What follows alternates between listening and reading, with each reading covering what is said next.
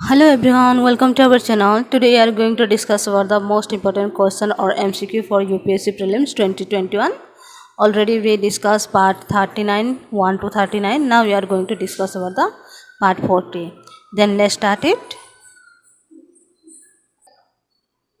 Okay, then here we are going to discuss about the 385 worst form of child labor convention often seen in news is associated with which of the following। तो ये किसके बारे में है जो worst form of child labour convention का है, जो न्यूज़ में हम लोग देखा गया था उसके बारे में देखेंगे।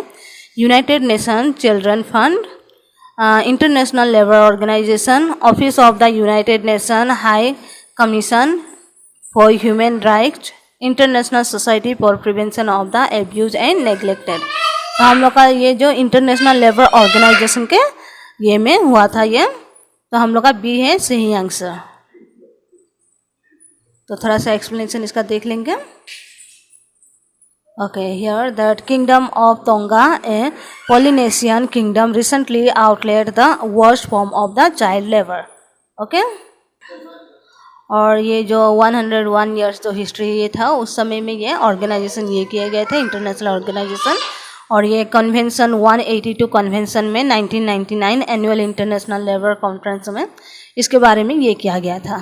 और अगर आप लोग को डिटेल में चाहिए तो आप लोग कमेंट करके बताएंगे, मैं फिर ये इसको शेयर कर दूँगी। Okay, then 386 consider the following statement until parliament provide otherwise all proceeding in the supreme court and is every high court are to be in the English language only। Okay, तो ज़्यादातर हम लोग क्या सोचते हैं कि ओनली अगर आ जाता है तो मे बी ये हो सकता है गलत आंसर है, बट ऐसे नहीं, ये सही आंसर है। ठीक है, देन दूसरा हम लोग का है the governor with the previous consent of president can authorise the use of Hindi और any official language of the state in the proceeding in the respective high court. तो ये भी सही है, तो बोथ हम लोग का 1 and 2 are correct, C correct answer. Okay okay, तो चलिए देखते हैं दूसरा वाला एक्सप्लेनेशन थोड़ा सा इसका देख लेंगे। The constitutional provision dealing with the language of the code and legislation are as follows. Okay, तो हम लोग का जो कॉन्स्टिट्यूशन ये है उसमें है, देन ये है until Parliament provide otherwise the following are to be in the English language only. Okay, then हम लोग का क्या है, पहले से इंग्लिश लैंग्वेज चल रहा है, हम लोग का जो ऑफिशियल लैंग्वेज है। आजकल क्या है, हम लोग का अलग अलग स्टेट में अपना रीजनल लैंग्वेज भी होता है और इंग्लिश लैंग्वेज भी होता है। और आप लोग जानते होंगे शायद इंग्लिश लैंग्वेज के बारे में, जो इंडिपेंडेंस के बाद में 15 साल के लिए इंग्लिश लैंग्वेज को किए थे, बाद में अपना हिंदी लैंग्वेज को करने वाले थे, बट धीरे धीरे क्या हो गया, वो 15 साल के बाद में और एक्सटेंड करते गए, तो इंग्लिश लैंग्वेज ही चलता है। और दूसरा लैंग्वेज भी चलता है जो रीजनल स्टेट का है, रीजनल लैंग्वेज चलता है। और इंडिया का जो है पूरा ये के लिए नेशनल के लिए इंग्लिश और हिंदी चलता है। ओके, देन दूसरा हम लोग का है 387 Edakkal cave sometimes seen in the news are located in which of the following region. तो एदाकल केव हम लोग का न्यूज़ में आया था, तो कौन सा रीजन का है देखेंगे थोड़ा। खासी हिल मेघालय, सेवारॉय हिल्स तमिलनाडु, अम्बुकुट्टी हिल्स केरला, राजमहल हिल्स झारखंड। तो ये हम लोग का कौन सा हिल में था, अम्बुकुट्टी हिल्स। ओके, ये हम लोग का केरला का जो अम्बुकुट्टी हिल्स था उसी में था, तो ऑप्शन सी हम लोग का हो जाता है सही आंसर। और जो ये काशी हिल ये सब में नहीं था। ठीक है, एदाकल केव हम लोग का अम्बुकुट्टी हिल्स केरला में था। ओके, तो रिसेंटली हम लोग ये देखे थे, और ये 9 month expert committee was constituted to conduct a detail study on the present state of the renowned Edakkal caves on the Ambukuthi hills in Wayanad district of Kerala. यहाँ पे जो ये किया था 9 month का एक्सपर्ट कमिटी यहाँ पे ये किए थे, कॉन्डक्ट किए थे। Okay, then 388 the Limbu and Tamang community are native to which of the following areas. तो तमांग हम लोग जब भी देखते हैं तो तमांग का न्यूज़ भी आया था। तो तमांग कौन सा स्टेट का है, अरुणाचल प्रदेश का है, बट नींबू भी यहाँ पे दिया हुआ है, तो इसको हम लोग ध्यान देना है। तो ये देखिए यहाँ पे ऑप्शन अरुणाचल प्रदेश भी है, तो इसी में मतलब ये हो सकता है, कन्फ्यूजन हो सकता है। बट अगर हम लोग दो ऑप्शन को देखेंगे, नींबू और तामांग, तो दोनों क्या है, सिक्किम में हम लोग को मिलता है, सिक्किम हिमालय। तो हम लोग का करेक्ट आंसर हो जाएगा सिक्किम। ये देखिए यहाँ पे the Tamang are the largest Tibetic ethnic group of Nepalese and Indian Gorkhas. Okay, ये लोग जो ये था, और इसके बारे में थोड़ा बहुत न्यूज़ में भी था, और लिम्बू के बारे में भी था, जो हिमालय का ये रहते हैं, वो मॉडर्न डे ईस्टर्न नेपाल में रहते हैं ज़्यादातर लिम्बू, और हम लोग का इंडिया के सिक्किम के में रहते हैं। Okay, then question number 389, consider the following statement regarding the economic life of Rig वैदिक people। तो हम लोग का जो ऋग वैदिक पीपल जो हम लोग का एंशियंट टाइम का था, तो वो लोग का इकोनॉमिक लाइफ कैसे था वो देखेंगे। Cattle rearing and agriculture were the main occupation, तो ये सही है। देन दूसरा है iron was used to make tool and instrument, ये भी सही है। Nishka were the full fledged systematic symmetricals gold coin used as medium of exchange. तो उस समय में कॉइन ये सब नहीं होता था, सामान को एक्सचेंज करते थे। तो ये अलग जो है निक्स का जो था वो ऑर्नामेंट ये सब था, गोल्ड ऑर्नामेंट या नेकलेस कहा जाता था उस समय निस्का। तो ये हम लोग का गलत है। बट अगर हम लोग का मेडिवल पीरियड में हम लोग देखेंगे तो निस्का हम लोग का गोल्ड कॉइन है, ठीक है। बट यहाँ पे हम लोग का ऋग वैदिक पीरियड का बारे में दिया है, दैट मीन्स एंशियंट पीरियड के बारे में दे रहा है, तो ये गलत है। निस्का हम लोग का उस समय में ऑर्नामेंट कहा जाता है, गोल्ड ऑर्नामेंट को। तो हम लोग का 1 and 2 ओनली करेक्ट है, बी, और बाकी सब ऑप्शन गलत है। तो एक्सप्लेन देख लेते हैं थोड़ा सा। और ये देखिए, cattle rearing and agriculture were the main occupation of the people during Rig वैदिक एज। ओके, और उस समय वो लोग क्या है, आयरन को भी यूज करते थे अलग अलग टूल और इंस्ट्रूमेंट के लिए, और प्लगिंग ये सब करने के लिए। With the help of this tool they clear the forest and made them into cultivated land. Okay, तो वो लोग फॉरेस्ट को क्लियर भी करते थे, प्लगिंग भी करते थे, और कल्टिवेशन भी करते थे उसी से। ओके, देन दूसरा हम लोग का जो ऋग वैदिक में मेंशन किया गया है निक्सा और ग्रीवा, ये क्या है, गोल्ड ऑर्नामेंट के बारे में बताया गया है। और दूसरा क्या है, हिरण्या और पिंडा, ये भी गोल्ड ग्लोबल्स के बारे में दिखाया गया है। ओके, ये कॉइन के बारे में नहीं, उस समय कॉइन वॉइन नहीं होता था, ये गोल्ड का जो जो आइटम था उसके बारे में दिया हुआ है। यहाँ पे टेक्स्ट में लिखा हुआ था निस्का, सुवर्णा, सतमना एंड पदा, ये सब क्या है, गोल्ड ऑर्नामेंट है, उसके बारे में दिया है। और क्या है, मेटल है जो बहुत ही कॉस्टली वाला मेटल, उसके बारे में बताया गया है। Okay, then question number 390, which of the following correctly describe as the object of the recently launched ASIM portal। तो ASIM portal के बारे में थोड़ा देखेंगे ये।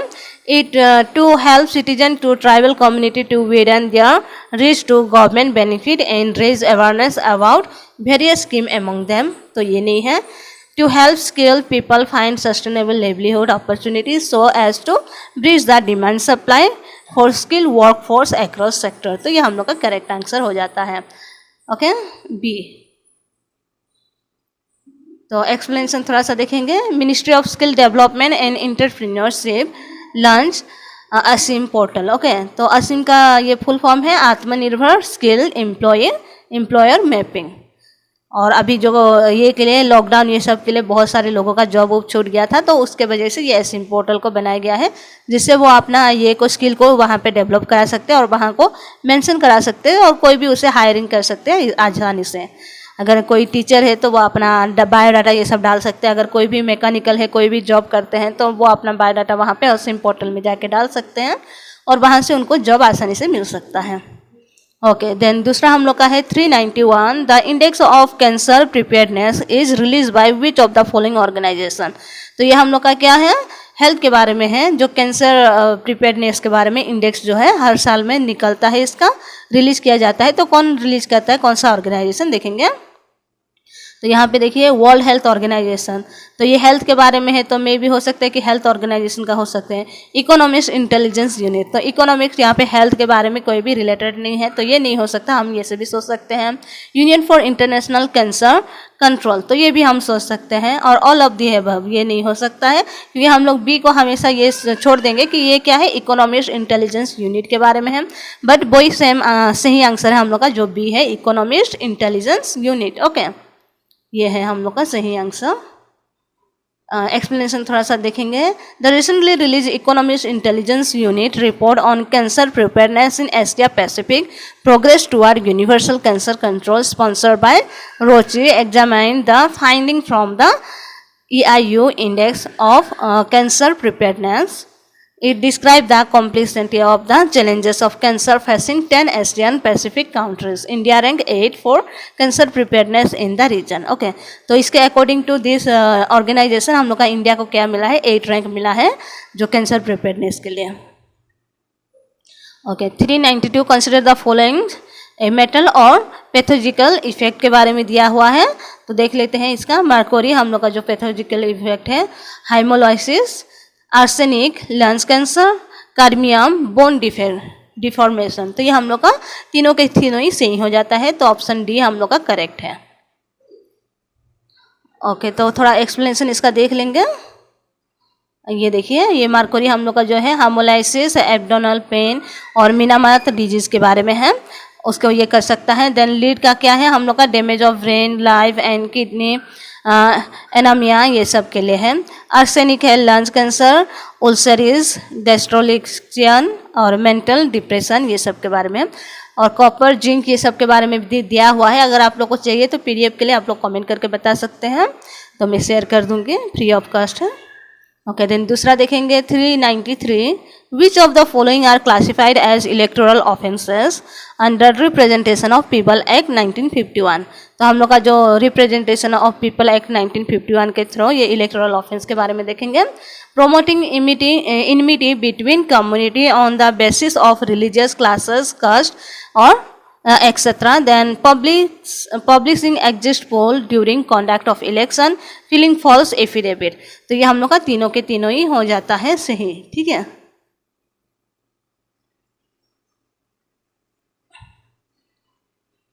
ओके, यहाँ पे थोड़ा सा देख लीजिए. ये जो करप्शन प्रैक्टिस है सेक्शन 123 के द्वारा उसके बारे में है. देन सेक्शन 125 और 136 इलेक्टोरल ऑफेंस के बारे में लिखा हुआ है. करप्शन प्रैक्टिस में क्या है, act like bribery, appeal to vote on basis of religion, promotion of sati etcetera, ये सब ये कर सकते हैं. इलेक्टोरल ऑफेंस क्या क्या है हम लोग का, act like filing false evidence. Okay, अगर हम लोग का जो ये है डिटेल हम लोग अगर गलत दे रहे हैं तो वो हम लोग का इलेक्टोरल ऑफेंस में जा जाएगा. Then publishing result of exit poll during election, जहाँ पे ये हुआ है उसी में अगर हम लोग का रिजल्ट भी आउट हो रहा है, दैट मीन्स ये क्या है, इलेक्टोरल ऑफेंस किया जा रहा है. फिर हम लोग का अगर कास्ट के ऊपर, कोई भी रिलीजन के ऊपर, ये सब के ऊपर हम कर रहे हैं तो ये सब भी हम लोग का क्या है, ऑफेंस में चला जाता है. ठीक है. तो हम लोग का question number 394. Consider the following Ukraine, Turkey, Romania. Okay, तो इसके बारे में है, अलग अलग कंट्री है. ये कंट्री ये ब्लैक सी के बॉर्डर है कि नहीं उसके बारे में है. तो हम लोग का ये क्या है, तीनों के तीनों ही ब्लैक सी के बॉर्डर आता है. तो ये हम लोग का 1 2 3 हो जाएगा करेक्ट आंसर. तो देख लेते हैं थोड़ा सा इसका एक्सप्लेनेशन को. ये देखिए, ये है यूक्रेन, रोमानिया और टर्की. ओके, तो हम लोग का क्या है, जॉर्जिया भी यहाँ पे आ जाता है, रसिया भी आता है, देन बल्गारिया भी यहाँ पे आता है अगर हम ब्लैक सी का बॉर्डर ये कंट्री देखेंगे तो. ठीक है. तो चलिए देखते हैं दूसरा question 395. Consider the following statement with respect to the national council for transgender person. Okay, तो यहाँ पे ट्रांसजेंडर पर्सन के बारे में. It was establish recently in exercise of the power conferred by the transgender person protected right act 2019. तो ये सही है. Then union minister for social justice and empowerment will be the ex official chairperson of the council, ये भी सही है.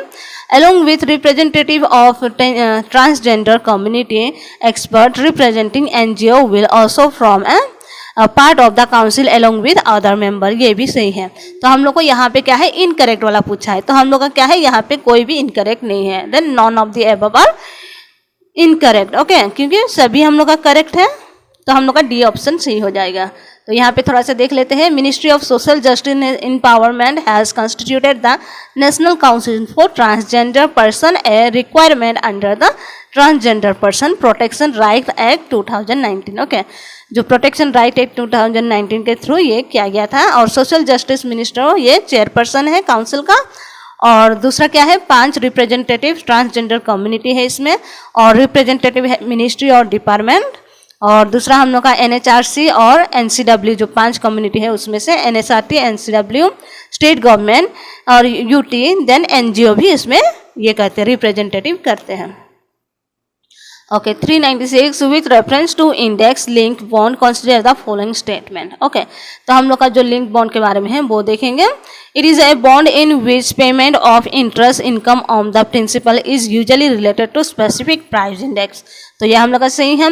It provide protection to investor by shieldings them from changes in the underlying index. तो ये भी सही है। Then both 1 and 2 हम लोग का सी करेक्ट आंसर हो जाता है। ओके, तो एक्सप्लेनेशन थोड़ा सा इसका देख लेंगे।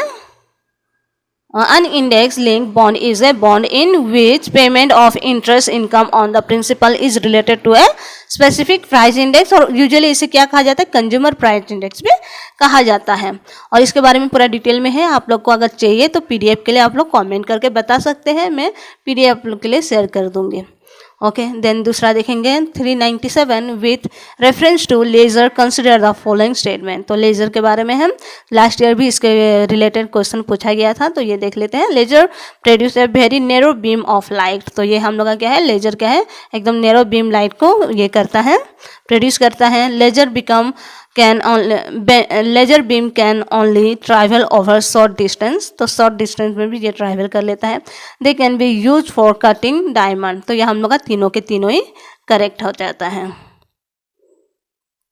डी ऑप्शन सही है। यहाँ पे देख लेते हैं। Laser stand for light amplification by stimulated emission of radiation. Okay, laser का ये फुल फॉर्म है। और ये प्रोड्यूस करता है नैरो बीम लाइट को प्रोड्यूस करता है, डायमंड काटने के लिए भी मदद करता है। और दूसरा क्या है, यहाँ पे बहुत सारा चीज़ दिया हुआ है, ये देखिए। वेरी लॉन्ग डिस्टेंस तक वो ट्रैवल कर सकता है। नॉट स्प्रेड आउट मच, और ज़्यादा स्प्रेड आउट ये नहीं करता है, स्प्रेड नहीं करता है।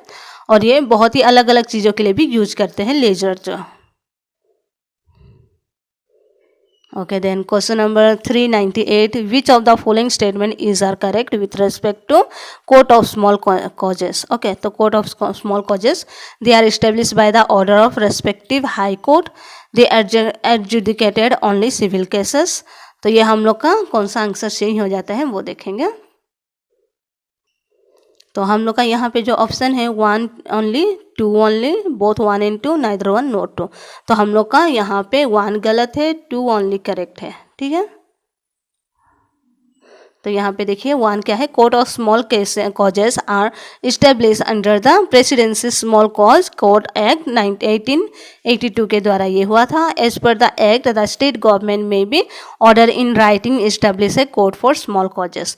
तो हम लोग का स्टेट गवर्नमेंट ऑर्डर दे सकते हैं, हाई कोर्ट नहीं। ओके, देन दूसरा क्या है, ये जो सिविल ये सब केस वहाँ पे ये कर सकता है, हायर किया जा सकता है और डिसीजन लिया जा सकता है।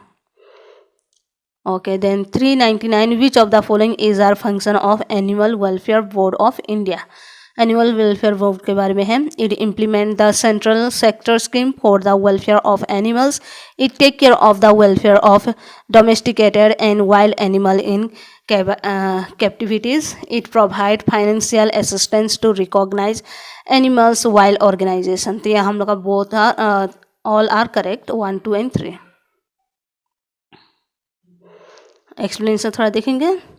Animal welfare board of India is statutory body establish with headquarter at Chennai. इसका हेडक्वार्टर कहाँ पे है, चेन्नई में है। और जितना भी हम लोग का एनिमल का ये है, केस है, इशू है, वो सब ये देखभाल करता है। ओके, देन आज का लास्ट क्वेश्चन है 400, क्वेश्चन नंबर 400। हम लोग का अभी तक 400 ये अगर हम लोग का ये हो जाता है तो 400 क्वेश्चन हम लोग कंप्लीट कर चुके हैं। नेक्स्ट क्लास और भी कोशिश करेंगे एग्जाम से पहले और कुछ क्वेश्चन को क्लियर करने के लिए। मे बी 150 और 160 क्वेश्चन हो सकते हैं, क्योंकि अभी और 35 डेज बच गया है। तो उसमें से हर एक दूसरे दिन में मैं क्वेश्चन लेके आती हूँ, 10-10 क्वेश्चन तो हो सकता है, तो 500 प्लस क्वेश्चन हम लोग का बन जाएगा। तो चलिए देखते हैं। With reference to the recently launch Atmanirbhar Bharat अभियान, कंसिडर द फॉलोइंग स्टेटमेंट। तो हम लोग का आत्मनिर्भर भारत अभियान के थ्रू क्या क्या लॉन्च हुआ है उसके बारे में देखेंगे। It aim to allocate 10% of India's GDP as budgetary expenditure in make in India scheme. It seek to streamline land and labour law to improve ease of doing business in India. तो ये हम लोग का कौन सा correct है, only 2 correct है हम लोग का इसमें। ठीक है, मेक इन इंडिया के ये में नहीं था वो, इसलिए वो गलत है। और ये देखिए हम लोग का जो मई 2020 में ये किया था, अनाउंस किया था गवर्नमेंट, और 20 लाख करोड़ को पैकेज को दिया था जो आत्मनिर्भर भारत के लिए है। इसमें सेल्फ रिलायंट इंडिया है। Objective of this plan is two fold, इसका टू फोल्ड है। Interim measures such as liquidity infusions and direct cash transfer for the poor will work as shock observe for those in acute stress. Then दूसरा हम लोग का है long term reform in growth critical sector to make them globally competitive and attractive. Okay, तो ये सब हम लोग का दोनों टू फोल्ड है हम लोग का जो आत्मनिर्भर भारत के लिए है। और फर्स्ट वाला हम लोग का रॉन्ग था, ये 10% जीडीपी के लिए था, बट हम लोग का जो ये है देखिए, the given statement implies that the entire 10% will be use in budgetary expenditure of make in India. Okay, तो हम लोग का जो स्टेटमेंट दिया था वो 10% का ये है, बट 10% का जीडीपी के बारे में बताया गया था। अमाउंट ऑफ पैकेज का अमाउंट जो है उसका 10% जीडीपी के बारे में बताया गया था। The programme aim to infuse in equality through budgetary allocation and credit creation under the Make in India, or Government of India has announced a host of bold reform to attract investment, enhance the ease of doing business and strengthen the Make in India initiative। तो इसके दौरान इसके through क्या किया गया था, अलग अलग जो ये है जो अट्रैक्टिव करने के लिए, इन्वेस्टमेंट के लिए, जो फॉरेनर और बाहर के कंट्री के लोग भी इन्वेस्टमेंट कर सके इंडिया में, और वो लोग का बिजनेस भी यहाँ पे बढ़ा सके ताकि हम लोग को फ़ायदा हो सके, उसके बारे में भी यहाँ पे ये पैकेज में दिया गया है। ठीक है, तो यहाँ तक हम लोग का था आज का। देन अगर आप लोग को अच्छा लग रहा वीडियो तो कमेंट करके ज़रूर बताएंगे, और ज़्यादा से ज़्यादा शेयर भी करेंगे। अच्छा ना लगे तब भी कमेंट करके बताएंगे, तभी और भी इम्प्लीमेंट कर सकूँ। और दूसरा, अभी एग्जाम के लिए बहुत कम दिन बच गया है, तो आप लोग ज़्यादा से ज़्यादा शेयर कीजिए और सब्सक्राइब कीजिए। मे भी हो सकता है आप लोग यूपीएससी के लिए प्रिपेयर ना कर रहे हों, बट जो भी कर रहे होंगे अगर आप लोग शेयर करोगे तो उन तक ज़रूर पहुँचेगा, और ये बहुत ही हेल्पफुल है। तो आप लोग ज़रूर शेयर कीजिए और सब्सक्राइब भी कीजिए। Okay, thank you, take care, bye bye.